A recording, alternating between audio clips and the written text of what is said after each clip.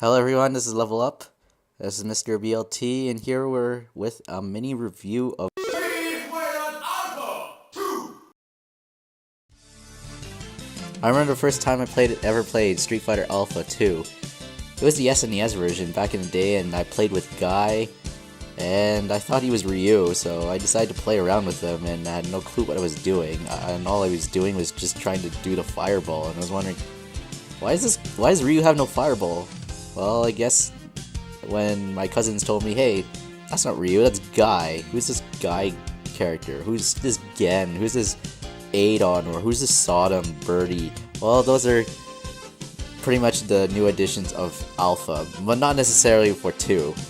The game kind of took a step back from its Street Fighter 2 roots in terms of the fact that which game went with what part of the storyline. So we have basically those characters, as I aforementioned before. Those are basically the new characters of Street Fighter the Alpha series, and each iteration brought on more and more and more.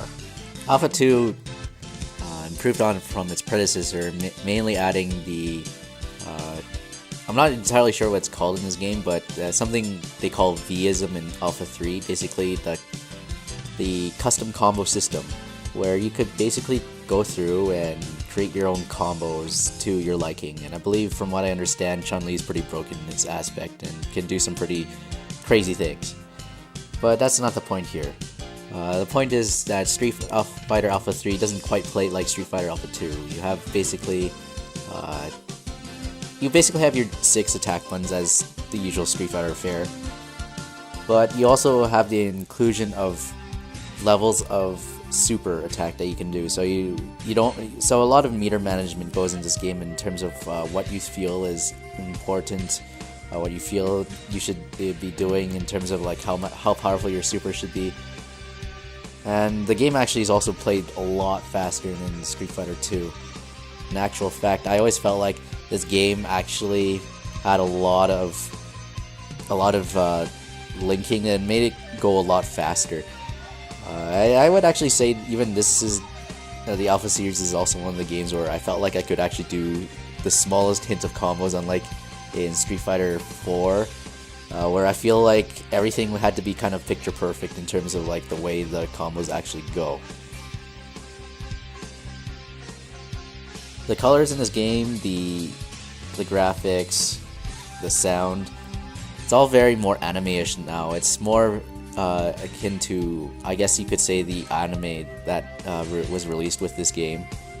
Well, okay, not released with the game, but I think around this time, Street Fighter 2 has become more of a media franchise as well. So you have seen like the Street Fighter 2 anime, Street Fighter 2V, the Street Fighter Alpha anime. It kind of follows the artwork in a similar aspect as this, and basically it made the game a little bit more colorful. That kind of turned off some people. Some people didn't like the anime-ish visuals, but I personally think for the feeling of this game and how over the top some of the supers kind of looked like, I think it was a good fit.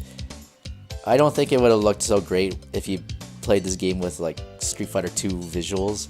I don't think it would give the same sense of feeling. It would just be kind of odd to me. Overall, Street Fighter 2 is a great game in its own respect. I mean, yeah, we have Street Fighter Alpha 3, why don't we review that? But we'll leave that to a different day. But from what Street Fighter Alpha 2 did to improve over Street Fighter Alpha, it did a good job. The game doesn't feel as stiff as it used to, and the game flows very nicely. And of course, I would recommend playing this with your friends every now and then if you don't have Alpha 3 or whatnot. Just stay away from the Super Nintendo version. It's really, really slow. KO! You win!